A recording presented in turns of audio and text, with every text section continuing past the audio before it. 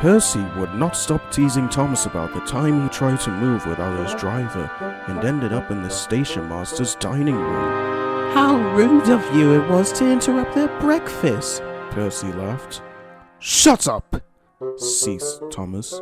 "It wasn't me, it was a careless cleaner meddling with my controls." Percy only chuckled. He knew the accident wasn't Thomas's fault, but still thought it was funny. The station master was away while his home was being repaired, and another came in his place. Percy loved trading jokes with the station master, but found that the new one did not have a good sense of humor. "I don't have time for your follies," he said severely one morning. "We have timetables to keep, and our passengers must not be disappointed." The new station master did keep to the timetables, and kept to them almost too well. Even if an engine was only a minute late, they were certain to hear about it. The engines tried to explain, but the words fell on deaf ears. The station master called the engines disobedient and made them cross.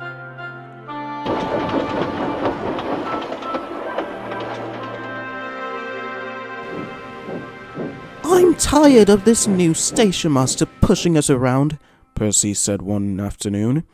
"I like to give him a piece of my mind." Thomas and Toby shared a look of reluctant agreement. "It won't be much longer before the old station master returns," Toby said finally. "Just wait and see." But the three of them were secretly afraid that things wouldn't get better. One morning, Percy was bringing passengers on holiday up the branch line to the junction. They would then be taken to the canal to enjoy the day on the water. They were making great time, but Percy felt hot and bothered. "I feel like I'm straining," he said to the driver. "I don't feel so well at all." "Only a little further, Percy, and then you will have a good rest. We can't be late or the station master will be cross." But then it happened. He felt a sharp pain in his side, and he screeched to a stop just beyond the bridge. Smoke billowed out of his cab. "Oh, oh, oh," he cried. His driver and firemen scrambled to shut off steam. "One of your pipes is leaking," said the driver. "We'll have to take you to the works to mend it. In the meantime, we'll have to wait for another engine." This made Percy sad. "We can't stop now.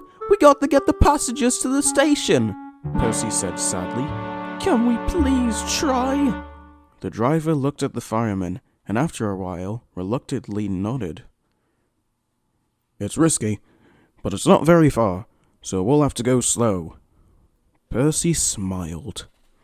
They built back up enough steam to get Percy moving, but it was hard work.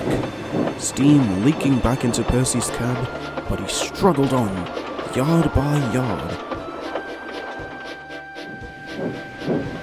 The passengers were impressed and cheered Percy on.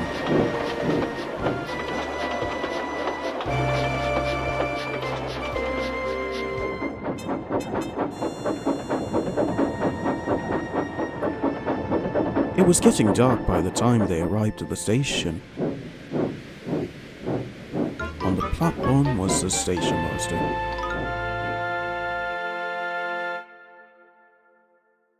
"You have been a very disobedient engine," he bellowed.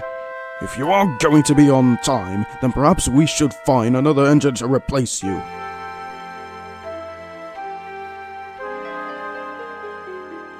Then the passengers clambered out of the coaches in protest.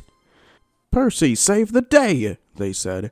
"He broke down but kept on going, no matter how bad he felt." The station master held up the timetable to explain, but he was drowned by the chorus of passengers. "Bother your timetables! We wouldn't have gotten here at all if not for Percy!" And they all gave the little green engine 3 cheers.